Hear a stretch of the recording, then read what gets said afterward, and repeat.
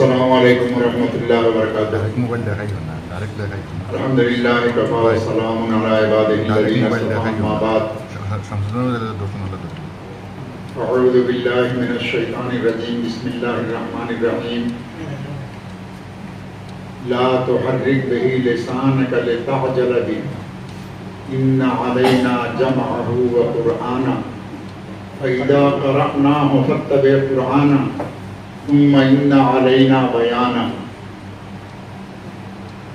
وأيضا قال الله تبارك وتعالى إنا نحن نزلنا الذكر وإنا له لحافظون. محترم صدر صاحب، حاضرین مجلس، وقت بہت کم ہے، اس لیے اب سب لوگوں کا نام نہیں لے سکتا ہوں. سب کو مخاطب کر کے چند درخواست اور گزارشات آپ لوگوں کے سامنے رکھنی ہیں. پہلی بات یہ قرآن پاک کا ترجمہ اور پھر اس کا ویڈیو یہ سارے کام میری زندگی میں کئی طرح کے حالات آئے. آخری مرتبہ جو حالت آئی تو بہت سے لوگوں نے بہت طرح کا مشورہ مجھے دیا. میرا ایک ہی کہنا تھا کہ کام لینے والے اللہ کی ذات ہے. آج تک مجھ سے ایک لائن سے کام لیا، ہو سکتا ہے اللہ تعالیٰ کسی دوسرے لائن سے کام لینا چاہتے ہوں، اس لیے جب تک ایک لائن کو نہ چھوڑا جائے تو دوسرے لائن کا کام پورے طور پر نہیں ہو سکتا ہے. پردے کے پیچھے اللہ کا حکم ہے. اس لیے میں نے کچھ ایکشن ریئیکشن نہ دکھا کر اللہ پر بھروسہ کر کے انتظار میں تھا کہ اللہ دوسرے لائن کا کوئی کام لے. محترم حضرات، میں اچھی طرح سے اسامی زبان میں جیسے مولانا عبدالقادر صاحب نے اور ہمارے عزیز مولانا نور الامین قاسمی نے کہا 50% تک اسامی زبان کو سمجھ لیتا ہوں، لیکن بولنا مشکل ہے. تو میرے دل میں یہ خیال آیا کہ اتنی بہترین ایک زبان ہے اور اتنی میٹھی اسامی زبان اور کروڑوں لوگ اس کو بولنے والے ہیں، ان تک قرآن پاک اور حدیث کو ان کی زبان میں ٹرانسلیٹ کر کے ایسے پہنچایا جائے. یہ ایک فکر دماغ میں سوار ہوا اور اس کے ساتھ آسام میں جب میں نیا آیا تھا، کچھ دنوں کے بعد معلوم ہوا کہ قرآن پاک کا ترجمہ ایک قادیانی صاحب نے کیا ہے. اسلام کے علاوہ ایک قادیانی مذہب الگ ہے، اس نے قرآن کا ترجمہ کیا اور اصل قرآن کا صحیح ترجمہ کوئی آسامی زبان میں نہ ہونے کی وجہ سے وہی ترجمہ سب لوگوں کے گھروں میں پڑھا جاتا ہے. اس سے متاثر ہو کر جمعیت علماء کے ناظم اعلیٰ اور بعد میں جمعیت کے صدر حضرت مولانا عبدالحق صاحب گاڑی گاؤں رحمت اللہ علیہ، انہوں نے ایک بیڑا اٹھایا اور قرآن پاک کا آسامی زبان میں ترجمہ کیا. اس زمانے میں مرکز المعارف کی طرف سے ہمارے اس وقت جو ابھی صدر صاحب بیٹھے ہیں یہ تھے حضرت مولانا عبدالحسین صاحب رحمت اللہ علیہ، اور دوسری بڑی ایک ٹیم تھی. سبوں نے مل کر 2 جلدوں میں 2 حصے میں قرآن پاک کا صحیح ترجمہ اپنے لوگوں کی طرف سے کر کے اس کو شائع کیا. مگر اس ترجمے کے ساتھ کوئی تفسیر نہیں تھی، بیاکہ وضاحت نہیں تھی. تو بہت سے ایسے لوگ جو اسکول کالج کے پڑھے ہوئے لوگ، انجینئر، ڈاکٹر، پروفیسر حضرات ہم سے ملے، کہنے لگے کہ آسام میں قرآن پاک کے ترجمہ کے ساتھ اس کے تفسیر کی بھی ضرورت ہے. تھوڑا سا ترجمہ کے ساتھ اس کی تفسیر، اس کا بیان، اس کا بیاکت ہو تو اچھی طرح سے چیز سمجھ میں آئے گی.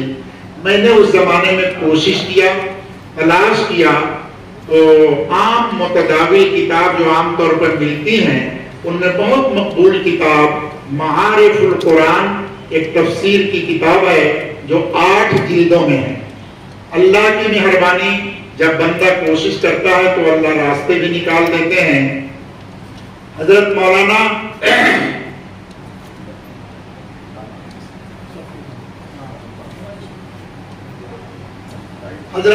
محی الدین خان صاحب رحمت اللہ علیہ جو رابطہ عالمی اسلامی میں تھے مکہ مکرمہ میں، انہوں نے اس کا شور کیا، 8 حصے کا شور کیا، اور بنگلہ میں ایک حصے میں اس قرآن معارف القرآن کی تفسیر کو چھاپا۔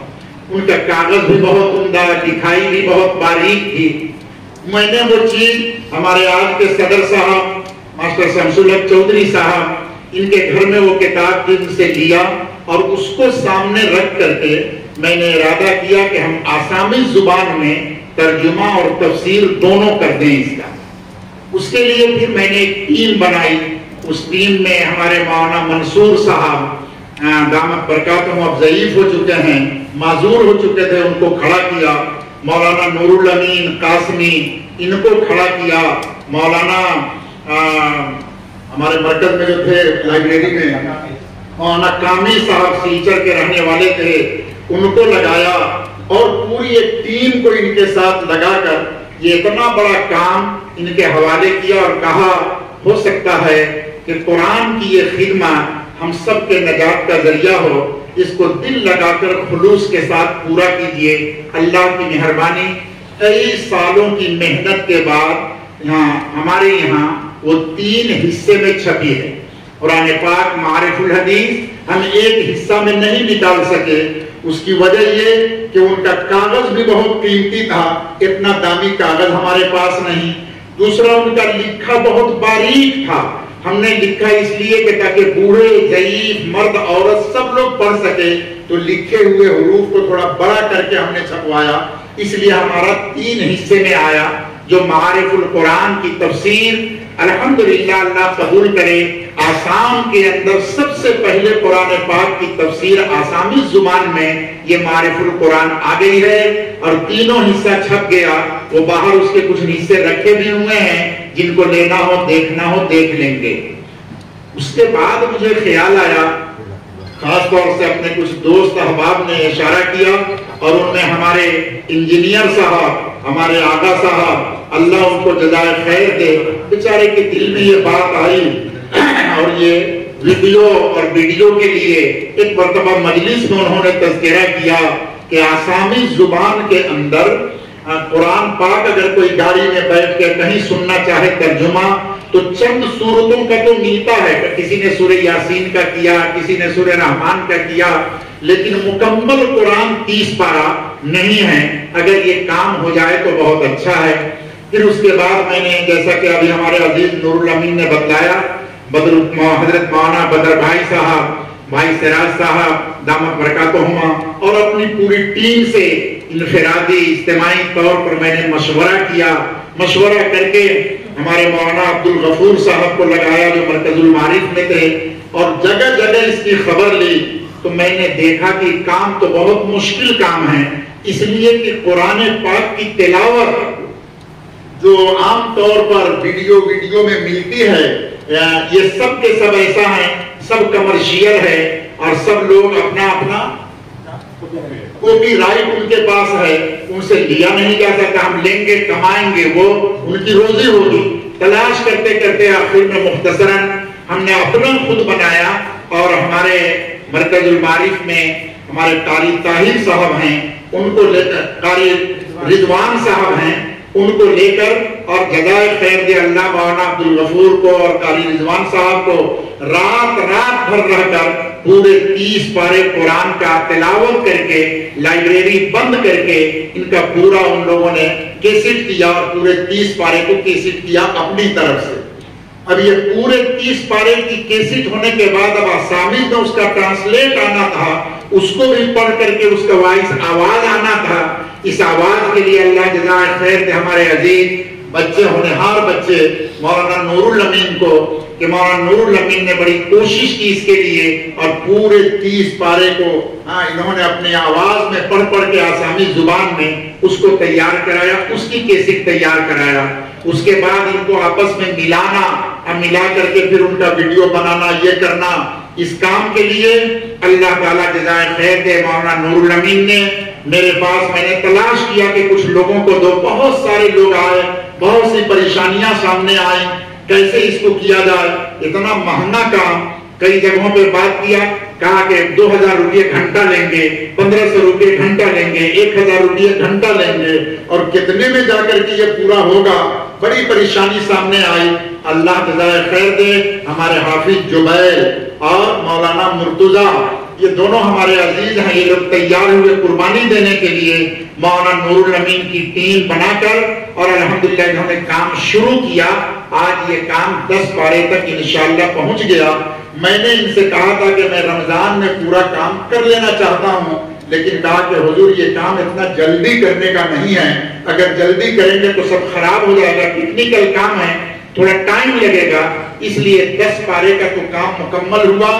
اس پر مشورہ آیا کہ 10 پارے کو رمضان المبارک کا مبارک مہینہ، قرآن کے ساتھ رمضان کو مناسبت ہے، اس لیے اس کو اوپننگ کر دیا جائے، اس کی شروعات کر دی جائے۔ خاص طور سے جگہ جگہ پر گاؤں دیہاتوں میں بھی لوگ سورہ تراویح پڑھتے ہیں، تو اگر یہ چیز ان کے موبائل میں چلی جائے اور اس کو سن لیں تو کم سے کم ان کو معلوم ہوگا کہ امام صاحب الم تر کیف پڑھ رہے ہیں، لیلاف پڑھ رہے ہیں اور آیت الذی پڑھ رہے ہیں، اس میں اللہ نے کیا کہا ہے، کیا کہا ہے، تھوڑا بہت کچھ نہ کچھ ان کو ترجمہ معلوم ہو جائے گا، اس لیے اس کو شروع کر دیا جائے رمضان میں۔ ایسے ہی جو لوگ گاڑیوں میں بیٹھتے ہیں، چلتے ہیں، ادھر ادھر کے گانے بجانے سنتے ہیں، اس سے بہتر یہ ہے کہ یہ قرآن کی کیسٹ اگر لگا کر کے وہ سنیں گے تو قرآن بھی معلوم ہوگا، آسامی اپنی زبان میں ان کا ترجمہ بھی معلوم ہوگا۔ مہیلا عورتیں گھروں میں کام کرتی ہیں، بہت سی مرتبہ دیکھا وہ موبائل کھول کر کے تلاوت یا کوئی تقریر یا کوئی گانا رکھ دیتی ہیں، اپنا کام کرتی رہتی ہیں۔ تو ایسی مہیلائیں اگر یہ قرآن کا کیسٹ کھول کر کے رکھیں اور قرآن کی تلاوت کو بھی سنیں اور ساتھ ساتھ اپنی مادری زبان آسامی زبان میں ان کا ترجمہ بھی سنیں تو ان کو سمجھ میں بھی آئے گا اور قرآن بھی ان کو سمجھ میں آئے گا۔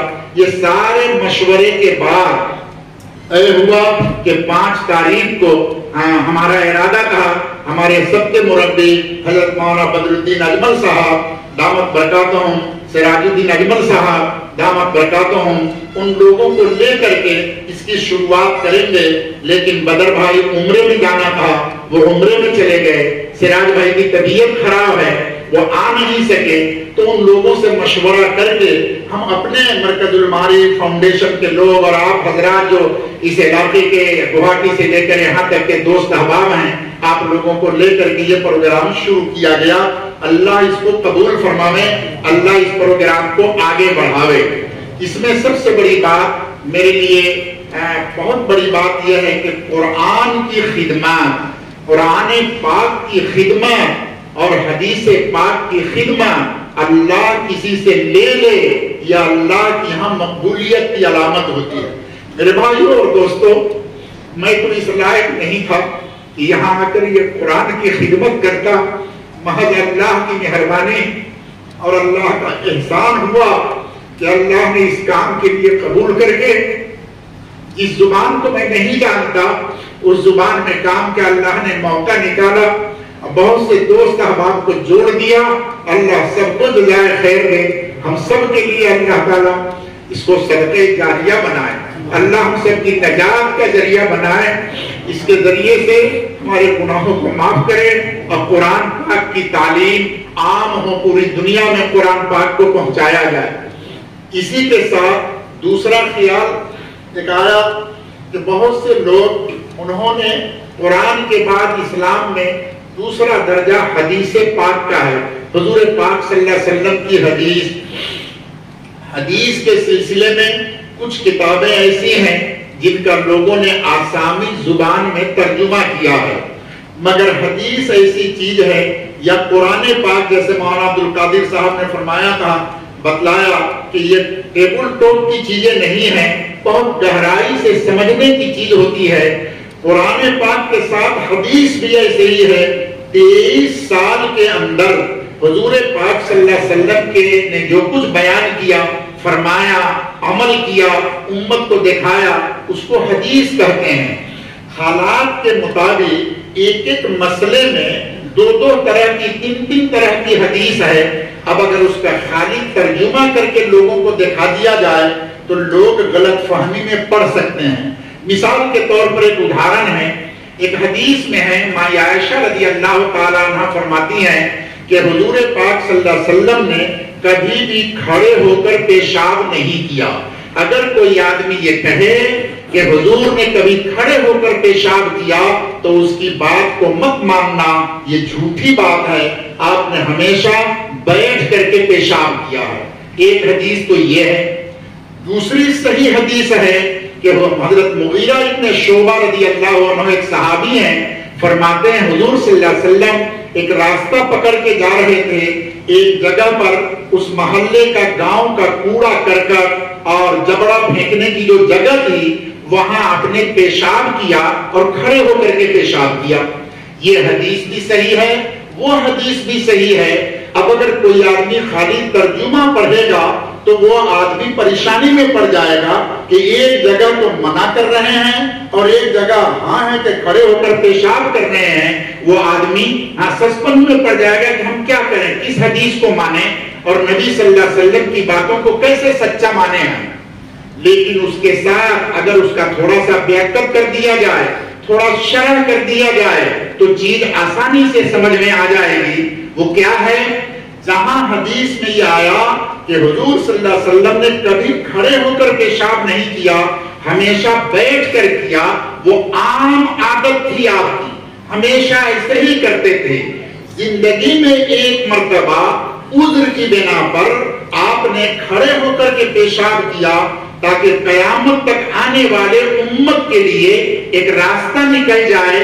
اگر کوئی آدمی معذور ہو، اس کے کمر میں درد ہو، گھٹنوں میں درد ہو، بیٹھنے کی جگہ وہاں پر اچھی نہیں ہو، پیشاب کا تقاضا ہو تو وہ آدمی کیا کرے گا؟ تو اس کے لیے آپ نے ایک راستہ نکال دیا کہ عذر والا اگر آدمی ہو تو وہ کھڑا ہو کر پیشاب کر سکتا ہے۔ عام آدمی کے لیے ایک قانون، معذور لوگوں کے لیے ایک قانون۔ اگر حدیث کی اس بیعت کو سامنے نہ رکھا جائے تو خالی ترجمہ پڑھ کر کے آدمی تو غلط فہمی میں پڑ جائے گا، لیکن جب پورے طور پر سمجھ لے گا تو اس کو اسلام کی حقانیت اور حضور صلی اللہ علیہ وسلم نے کتنی گہرائی کی بات بتلایا، ہر طرح کے لوگوں کے لیے راستہ نکال دیا۔ اس چیز کو سوچ کر میرے دل میں خیال آیا کہ کیوں نہیں کوئی حدیث کی ایسی کتاب آسامی زبان میں ٹرانسلیٹ کی جائے کہ جس میں تھوڑا سا شرح اور بیاکت ہو۔ بہت تلاش کرنے کے بعد ہمارے بڑے بزرگ حضرت مولانا منظور نعمانی صاحب رحمۃ اللہ علیہ، جو آج کل ان کے بڑے صاحبزادہ حضرت مولانا خلیل الرحمان سجاد نعمانی صاحب یوٹیوب پر جن کا بیان آتا ہے، ان کے والد صاحب مولانا منظور نعمانی صاحب رحمۃ اللہ علیہ نے معارف الحدیث کے نام سے ایک کتاب لکھا، حدیث کی بڑی بڑی کتابوں سے چن کر اور وہاں حدیث جمع کیا۔ وہ 8 جلدوں میں ہے، 8 کھنڈ میں ہے۔ اس کو ہم نے چنا اور چن کر کے اسی طرح کی ٹیم بنایا۔ یہ میتھی گاؤں مدرسہ کے ہمارے ایک طالب علم ابھی استاد ہو گئے، مولانا دلور خان، مولانا نور الامین، مولانا صادق، مولانا منصور صاحب، مفتی حسین احمد صاحب، ہاتھی پڑا مدرسہ، یہ بہت بڑی ایک ٹیم چن کر کے میں نے ان لوگوں کے حوالے اس کتاب کو کیا۔ اس کتاب کو حاصل کرنے کے لیے لاک ڈاؤن کے زمانے میں کہاں سے یہ کتاب ملے گی، بنگلہ کہاں سے ملے گی، بنگلہ سے آسامی کرنا آسان ہوگا، اس کی ایک لمبی داستان ہے۔ بڑی محنت کے بعد وہ کتاب مجھے ملی اور ان علماء کے درمیان میں نے تقسیم کیا۔ الحمدللہ اس کا ایک حصہ 2 نمبر کھنڈ پہلے ترجمہ ہو گیا تھا، وہ چھپ گئی اور وہ باہر آپ کے سامنے رکھی ہوئی ہے۔ آپ لوگوں کو جو ضرورت سمجھیں گے لیں گے، اور بقیہ حصے کا بھی ترجمہ ہو گیا، دوسرا کا DDP بھی مکمل ہو گیا، وہ بہت جلدی انشاءاللہ وہ بھی چھپ کر کے آ جائے گی۔ اللہ جزائے خیر دے۔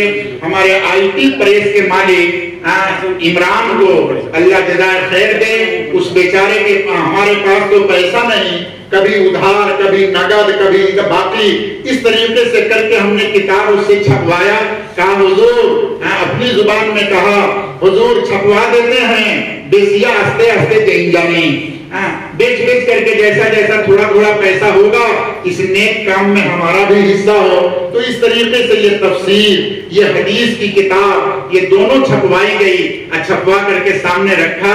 میں آسامی زبان جاننے والے تمام بھائی بہنوں سے درخواست کرتا ہوں کہ اللہ رب العزت ایشور خدا بھگوان جو سب کا ایشور، سب کا جنم داتا، سب کا مالک ہے، قرآن پاک یہ ان کا کلام ہے، اپنی زبان میں ان کو پڑھیں۔ پڑھنا کسی کے لیے کوئی منع نہیں ہے، کسی بھی چیز کو آدمی پڑھ سکتا ہے، ہر آدمی اس کو پڑھے۔ اور آسامی زبان کے لیے یہ دولت کی بات، فخر کی بات ہوئی کہ آسامی کے اندر قرآن پاک کی تفسیر بھی آ گئی، اور آسامی کے اندر اللہ کے نبی صلی اللہ علیہ وسلم کی حدیث بھی آ گئی۔ ہم آپ لوگوں سے بھی درخواست کرتے، جہاں تک آواز جاتی ہے سب لوگ اس کو پڑھیں، پڑھ کر کے غور کریں گے، سوچیں گے، شاید ہمارے لیے اس میں کوئی خیر کی بھلائی کی چیز نکلے۔ اللہ تعالیٰ اس کام کو قبول فرمائے، اور جو کام تھوڑا بہت باقی رہ گیا ہے اس کام کو اللہ ہماری زندگی میں پورا کراوے۔ میں خاص طور سے اپنے آغا صاحب گوہاٹی سے آئے، ہمارے عطا الرحمان صاحب، ہمارے قاری صاحب بہت دور سے بیچارے سفر کر کے آئے، اور ہمارے لوکل جتنے حضرات آئے ہیں، بے حد آپ لوگوں کا شکریہ ادا کرتا ہوں۔ اور اس نیک کام میں محض اس لیے آپ لوگوں کو دعوت دیا کہ قیامت کے دن بہت سے لوگوں کو اللہ اس بہانے سے معاف کریں گے، ان کے پاس کوئی عمل نہیں ہوگا، لیکن اللہ کے یہاں ایک عمل ہوگا کہ اللہ آپ کے دین کا کوئی اچھا کام ہو رہا تھا، آمی اس میں شریک اسلم، میں اس میں شریک تھا، اس لیے یہ قرآن کی خدمت میں اب سب حضرات کو شریک کیا۔ پتہ نہیں کون کام نجات کا بہانہ بن جائے، اللہ ہم لوگوں کو قبول کرے، کام کو قبول کرے، اب سب لوگ اس میں شریک ہوں گے۔ اللہ ہمارے مدد فرمائے، اور بہترین جزا بدر بھائی، سراج بھائی، ہماری پوری ٹیم کو اللہ عطا فرمائے۔ وآخر دعوانا الحمدللہ رب العالمین۔